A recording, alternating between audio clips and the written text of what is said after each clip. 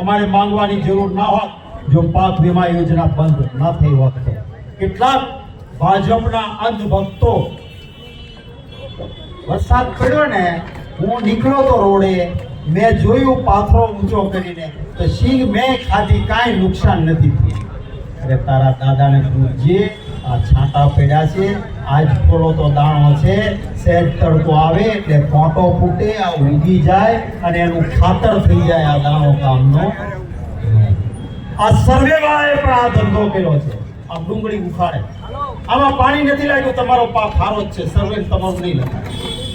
અરે ભાઈ, આમાં પાણી ભરાયું છે.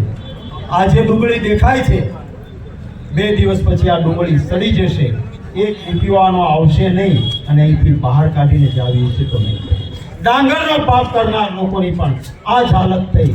કપાસની ઉપર પાણીનું ટીપું ઝેર જેવું થાય, એનો તાંતણો લાંબો થઈ જાય અને એની કોઈ પણ પ્રકારની જ્યારે વેચવા જઈએ ત્યારે કિંમત યોગ્ય ના મળે.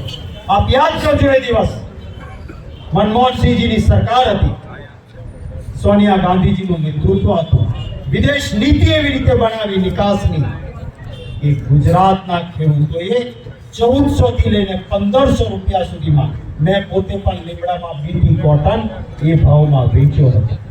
આ ભાજપના નેતાઓએ કહ્યું હતું, મેં 3 आय दुगनी कर दूंगा, किसान की आय दुगनी हो जाए.